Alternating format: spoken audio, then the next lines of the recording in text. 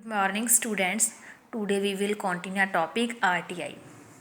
So today we will do Central Information Commission and State Information Commission. Central Information Commission, it is the apex legal body to exercise the powers conferred on it under the RTI. The central government has the power to constitute the Central Information Commission via notification in the official gazette.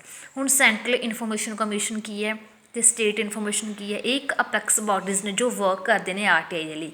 First ਆਪਾਂ ਇਸ ਦੀ ਕਰਾਂਗੇ composition. Central information commission consists of chief information commissioner and information commission. ਇਸ ਦੇ ਵਿੱਚ ਕੀ ਹੋਣੇ ਚਾਹੀਦੇ? ਦੇਖੋ, ਇੱਕ ਤਾਂ ਹੋਣਾ ਚਾਹੀਦਾ ਸੈਂਟਰਲ ਇਨਫੋਰਮੇਸ਼ਨ ਕਮਿਸ਼ਨਰ ਅਤੇ ਇੱਕ ਹੋਣਾ ਚਾਹੀਦਾ ਇਨਫੋਰਮੇਸ਼ਨ ਕਮਿਸ਼ਨਰ।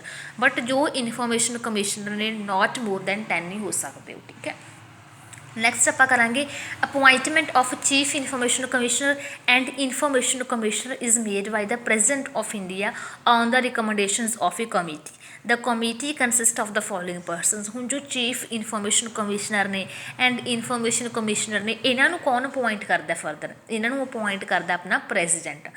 ਜਿੰਨੇ ਵੀ ਸੈਂਟਰਲ ਲੈਵਲ 'ਤੇ ਪਰਸਨਸ ਹੁੰਦੇ ਨੇ ਉਹਨਾਂ ਨੂੰ ਆਲਵੇਜ਼ ਅਪੁਆਇੰਟ ਕਰਦੇ ਹੁੰਦੇ ਨੇ ਪ੍ਰੈਜ਼ੀਡੈਂਟਸ, ਅਤੇ ਜਿੰਨੇ ਵੀ ਸਟੇਟ ਲੈਵਲ 'ਤੇ ਪਰਸਨਸ ਹੁੰਦੇ ਨੇ ਉਹਨਾਂ ਨੂੰ ਆਲਵੇਜ਼ ਅਪੁਆਇੰਟ ਕਰਦੇ ਹੁੰਦੇ ਨੇ ਗਵਰਨਰ। Goat it. ਤੋ ਆਪਾਂ ਗੱਲ ਕਰ ਰਹੇ ਹਾਂ ਸੈਂਟਰਲ ਇਨਫੋਰਮੇਸ਼ਨ ਕਮਿਸ਼ਨਰ ਦੇ ਵਿੱਚ ਕਿ ਇੱਕ ਤਾਂ ਹੁੰਦਾ ਸੈਂਟਰਲ ਇਨਫੋਰਮੇਸ਼ਨ ਕਮਿਸ਼ਨਰ ਅਤੇ ਇੱਕ ਹੁੰਦਾ ਚੀਫ ਇਨਫੋਰਮੇਸ਼ਨ ਕਮਿਸ਼ਨਰ ਅਤੇ ਇੱਕ ਹੁੰਦਾ ਇਨਫੋਰਮੇਸ਼ਨ ਕਮਿਸ਼ਨਰ। ਹੁਣ ਇਹਨਾਂ ਦੋਨੋਂ ਪਰਸਨਸ ਨੂੰ ਅਪੁਆਇੰਟ ਕਿਸ ਨੇ ਕਰਨਾ? ਪ੍ਰੈਜ਼ੀਡੈਂਟ ਨੇ ਕਰਨਾ।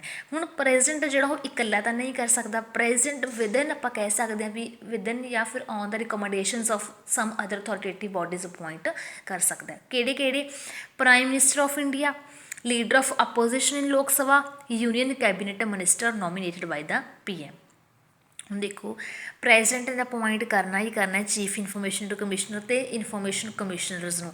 ਬਟ ਕਿਹਨਾਂ ਦੀ ਐਡਵਾਈਸ ਦੇ ਨਾਲ ਕਰਨਾ? ਉਹ ਇੱਕ ਤਾਂ ਪ੍ਰਾਈਮ ਮਿਨਿਸਟਰ ਦੀ ਐਡਵਾਈਸ ਦੇ ਨਾਲ, ਇੱਕ ਲੀਡਰ ਆਫ ਅਪੋਜੀਸ਼ਨ ਲੋਕ ਸਭਾ, ਵੀ ਲੋਕ ਸਭਾ ਦੇ ਵਿੱਚ ਇੱਕ ਲੀਡਰ ਹੈ ਜਿਹੜਾ ਉਹ ਅਪੋਜ਼ਿਟ ਪਾਰਟੀ ਦਾ ਹੋਊਗਾ, ਉਸ ਬਾਰੇ ਕੀ ਵਿਊ ਦੇ ਰਿਹਾ ਆਪਣੇ, ਅਤੇ ਇੱਕ ਯੂਨੀਅਨ ਕੈਬਨਿਟ ਮਿਨਿਸਟਰਸ। ਬਟ ਹੁਣ ਜੋ RTI ਹੈ ਨਾ, ਥੋੜ੍ਹੇ ਜਿਹੇ ਇਸ ਦੇ ਜਿਹੜੇ ਰੂਲਸ ਨੇ ਉਹ ਚੇਂਜ ਹੋ ਗਏ। ਆਪਾਂ ਆਲਵੇਜ਼ ਕਰਦੇ ਹਾਂ, ਦੇਖੋ ਮੈਂ ਤੁਹਾਨੂੰ ਕੰਜ਼ਿਊਮਰ ਪ੍ਰੋਟੈਕਸ਼ਨ ਐਕਟ ਦੇ ਵਿੱਚ ਵੀ ਕਿਹਾ ਵੀ ਤੁਸੀਂ ਥੋੜ੍ਹਾ ਅਪ ਟੂ ਡੇਟ ਰਹੋ, ਹੈ ਨਾ। ਆਪਾਂ ਪੁਰਾਣੀਆਂ ਜਿਹੜੀਆਂ ਆਪਾਂ ਕਹਿ ਸਕਦੇ ਹਾਂ ਵੀ ਰੂਲਸ ਰੈਗੂਲੇਸ਼ਨਸ ਜਿਹੜੇ ਆਪਾਂ ਉਹਨਾਂ ਤੋਂ ਥੋੜ੍ਹਾ ਲੇਟੈਸਟ ਨੌਲੇਜ ਰੱਖਣੀ ਜ਼ਰੂਰੀ ਹੈ। ਹੁਣ ਦੇਖੋ, ਜੋ ਮੈਂ ਤੁਹਾਨੂੰ ਇਹ ਕਰਵਾ ਰਹੀ ਹਾਂ ਨਾ ਸੈਂਟਰਲ ਇਨਫੋਰਮੇਸ਼ਨ ਕਮਿਸ਼ਨਰ ਅਤੇ ਸਟੇਟ ਇਨਫੋਰਮੇਸ਼ਨ ਕਮਿਸ਼ਨਰ, ਮੈਂ ਤੁਹਾਨੂੰ ਕਹਿ ਰਹੀ ਹਾਂ ਕਿ ਇੱਕ ਚੀਫ ਇਨਫੋਰਮੇਸ਼ਨ ਕਮਿਸ਼ਨਰ ਹੋ ਗਿਆ ਅਤੇ ਇੱਕ ਇਨਫੋਰਮੇਸ਼ਨ ਕਮਿਸ਼ਨਰ ਹੋ ਗਿਆ। ਇਹਨਾਂ ਨੂੰ ਅਪੁਆਇੰਟ ਕਰਨਾ ਪ੍ਰੈਜ਼ੀਡੈਂਟ ਨੇ, ਠੀਕ ਹੈ, ਕਿਸ ਦੀ ਸੁਜੈਸ਼ਨ ਨਾਲ ਕਰਨਾ। ਬਟ ਇਹ ਹੁਣ ਸਾਰਾ ਸਿਨੈਰੀਓ ਜਿਹੜਾ ਉਹ ਚੇਂਜ ਹੋ ਗਿਆ। ਹੁਣ ਕੋਈ ਲਿਮਿਟ ਨਹੀਂ ਹੈਗੀ ਵੀ ਇੰਨੇ ਪਰਸਨਸ ਨੇ, ਇੰਨੇ ਨੇ। ਗਵਰਨਮੈਂਟ ਜਿਹੜੀ ਉਹ ਸੈਂਟਰਲ ਗਵਰਨਮੈਂਟ ਉਹ ਆਪਣੀ ਵਿਸ਼ ਦੇ ਅਕੋਰਡਿੰਗ ਕਿਸੇ ਨੂੰ ਵੀ ਅਪੁਆਇੰਟ ਕਰ ਸਕਦੀ ਹੈ, ਠੀਕ ਹੈ। ਥੋੜ੍ਹਾ ਜਿਹਾ ਸਿਨੈਰੀਓ ਵੀ ਹੁਣ ਚੇਂਜ ਹੋ ਗਿਆ। ਨੈਕਸਟ ਆਪਾਂ ਕਰਾਂਗੇ ਫੰਕਸ਼ਨਸ ਕੀ ਹੋਣਗੇ। ਫੰਕਸ਼ਨਸ ਦੇਖੋ ਕੀ ਹੋਣਗੇ। Firstly, we will do qualifications. Chief Information Commissioner and Information Commissioner are to be persons of eminence in public life with a wide knowledge and experience in law, science and technology, social services, management, journalism, mass media or administration and governance। ਸਭ ਤੋਂ ਪਹਿਲਾਂ ਕੀ ਹੈ ਕਹਿੰਦੇ, ਜੋ ਵੀ chief information commissioner ਹੈ ਜਾਂ ਫਿਰ information commissioner ਹੈ ਉਸਨੂੰ ਕੀ ਹੋਣੀ ਚਾਹੀਦੀ ਹੈ? ਵਾਈਡ ਨੌਲੇਜ ਹੋਣੀ ਚਾਹੀਦੀ ਹੈ ਮੈਨੇਜਮੈਂਟ ਦੀ, ਆਪਾਂ ਕਹਿ ਸਕਦੇ ਹਾਂ ਲੀਗਲ ਨਾ ਐਸਪੈਕਟਸ ਦੀ, ਗਵਰਨੈਂਸ ਦੀ, ਸਾਇੰਸ ਦੀ। Chief information commissioner or an information commission should not be a member of parliament or member of legislature of any state. ਸਭ ਤੋਂ ਪਹਿਲਾਂ ਜੇ ਤੁਸੀਂ CIC ਅਪੁਆਇੰਟ ਕਰ ਰਹੇ ਹੋ ਕਿਸੇ ਪਰਸਨ ਨੂੰ, ਹੈ ਨਾ, ਜਾਂ ਫਿਰ ਤੁਸੀਂ IC ਨੂੰ ਅਪੁਆਇੰਟ ਕਰ ਰਹੇ ਹੋ, ਉਹ ਕਿਸੇ ਵੀ ਮੈਂਬਰ ਆਫ ਪਾਰਲੀਮੈਂਟ ਦੇ ਨਹੀਂ ਹੋਣੇ ਚਾਹੀਦੇ, ਵੀ ਲਾਈਕ ਉਹ ਕੋਈ ਵੀ MLA ਵਗੈਰਾ ਨਹੀਂ ਹੋਣੇ ਚਾਹੀਦੇ, ਠੀਕ ਹੈ, ਜਾਂ ਕਿਸੇ ਵੀ ਸਟੇਟ ਦੇ ਲੈਜਿਸਲੇਚਰ ਨਹੀਂ ਹੋਣੇ ਚਾਹੀਦੇ। They shall not hold any other office of profit while holding the post of Chief Information Commissioner or Information Commissioner। ਕੋਈ ਵੀ ਪਰਸਨ ਹੈ ਕਹਿੰਦੇ ਜਦੋਂ ਉਹ ਪੋਸਟ 'ਤੇ ਆ ਗਿਆ ਇਨਫੋਰਮੇਸ਼ਨ ਕਮਿਸ਼ਨਰ ਦੀ 'ਤੇ ਜਾਂ ਫਿਰ ਚੀਫ ਇਨਫੋਰਮੇਸ਼ਨ ਕਮਿਸ਼ਨਰ ਦੀ 'ਤੇ, ਤਾਂ ਉਹ ਵਿਦਿਨ ਆਪਾਂ ਕਹਿ ਸਕਦੇ ਵੀ ਕੋਈ ਹੋਰ ਜਿਹੜਾ ਆਫਿਸ ਉਹ ਹੋਲਡ ਨਹੀਂ ਕਰ ਸਕਦਾ। ਨੈਕਸਟ ਆਪਾਂ ਕਰਾਂਗੇ ਇਸ ਦਾ term of office of chief information commissioner. Term of office of CIC is 5 years from the data on which he enters upon his office or till he attain the age of 65 years। ਕੋਈ ਵੀ person ਹੈ ਜੋ CIC ਦੇ ਤੌਰ 'ਤੇ ਆਪਾਂ ਕਹਿ ਸਕਦੇ ਵੀ appoint ਹੋਇਆ, ਉਹ ਕੀ ਕਰ ਸਕਦਾ? 5 years ਤੱਕ ਜੋ ਆਫਿਸ ਨੂੰ ਹੋਲਡ ਕਰ ਸਕਦਾ, ਜਾਂ ਫਿਰ up to the age of 65 year ਕਰ ਸਕਦਾ। ਠੀਕ ਹੈ। ਇਹਨਾਂ ਦੇ ਵਿੱਚੋਂ ਵਿਚ ਐਵਰੇਜ ਲੋਅਰ ਉਹ ਰੱਖ ਸਕਦਾ ਹੈ। ਮੀਨਸ ਦੇਖੋ ਕੋਈ ਪਰਸਨ ਹੈ ਉਹ CIC ਤੌਰ 'ਤੇ ਅਪੁਆਇੰਟ ਹੋ ਗਿਆ, ਉਹ 5 ਈਅਰ ਤੱਕ ਉਹਦੀ ਟੈਨਿਊਰ ਹੋ ਗਈ ਵੀ 5 ਈਅਰ ਤੋਂ ਪਹਿਲਾਂ ਉਹ ਰਿਟਾਇਰ ਨਹੀਂ ਹੁੰਦਾ, 5 ਈਅਰਸ ਉਹ ਵਰਕ ਕਰੇਗਾ ਆਪਣੀ ਪੋਸਟ ਦੇ ਉੱਪਰ। ਜਾਂ ਫਿਰ ਕੀ ਹੋ ਜਾਂਦਾ ਜੇ ਉਹਦੀ ਏਜ ਹੈ ਜਿਹੜੀ ਉਹ 65 ਈਅਰਸ ਤੋਂ ਅਬਵ ਹੋ ਜਾਂਦੀ ਹੈ, ਫਿਰ ਉਹਨੂੰ ਰਿਟਾਇਰ ਹੋਣਾ ਪੈਂਦਾ ਹੈ। 65 ਈਅਰ ਤੱਕ ਉਹ ਵਰਕ ਕਰ ਸਕਦਾ ਆਪਣੀ ਜੋਬ ਦੇ ਉੱਪਰ। ਨੈਕਸਟ ਆਪਾਂ ਕਰਾਂਗੇ ਇਨਫੋਰਮੇਸ਼ਨ ਕਮਿਸ਼ਨਰ ਦਾ।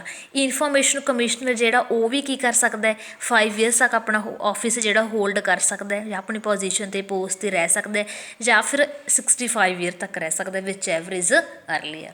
ਜੇ 65 ਈਅਰ ਤੋਂ ਅਬਵ ਹੋ ਜਾਂਦਾ ਫਿਰ ਉਹਨੂੰ ਕੀ ਹੋਣਾ ਪੈਂਦਾ, ਰਿਟਾਇਰ ਹੋਣਾ ਪੈਂਦਾ। ਠੀਕ ਹੈ। ਨੈਕਸਟ ਆਪਾਂ ਕਰਾਂਗੇ ਓਥ। ਹੁਣ ਦੇਖੋ ਚੀਫ ਇਨਫੋਰਮੇਸ਼ਨ ਕਮਿਸ਼ਨ ਹੋ ਗਿਆ, ਇਨਫੋਰਮੇਸ਼ਨ ਕਮਿਸ਼ਨਰ ਹੋ ਗਿਆ, ਇਹਨਾਂ ਨੂੰ ਅਪੁਆਇੰਟ ਕਿਸ ਨੇ ਕਰਨਾ, ਪ੍ਰੈਜ਼ੀਡੈਂਟ ਨੇ। ਫਿਰ ਓਥ ਕੀ ਹੁੰਦਾ, ਇੱਕ ਤਰ੍ਹਾਂ ਦੀ ਕਸਮ ਲੈਣਾ ਹੈ ਨਾ, ਤਾਂ ਓਥ ਵੀ ਕੌਣ ਦੇਗਾ, ਇਹਨਾਂ ਨੂੰ ਪ੍ਰੈਜ਼ੀਡੈਂਟ ਹੀ ਦੇਗਾ।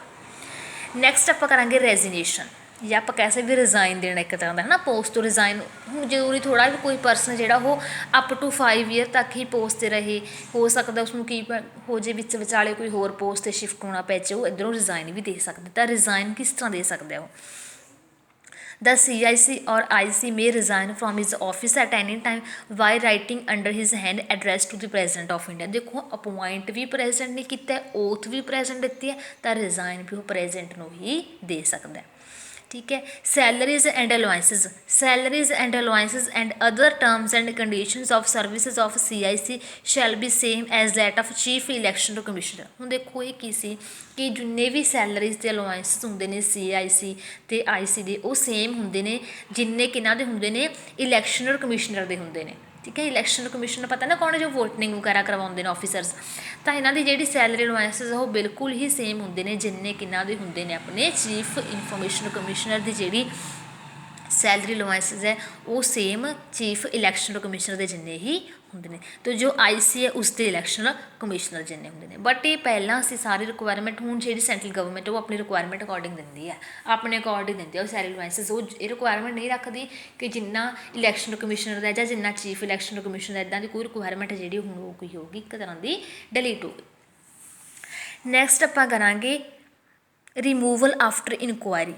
रिमूवल आफ्टर इनकुआयरी मीनस की है, chief information commissioner or any information commissioner can be remove from his office by order of the president on the ground of proved misbehaviour or incapacity. Incapacity ਜਾਂ ਜੇ misbehaviour कर रहा कोई भी information commissioner, तो president ਉਹਨੂੰ ਕੀ ਕਰ ਸਕਦਾ, रिमूव भी कर सकता है मिड ਦੇ ਵਿੱਚ।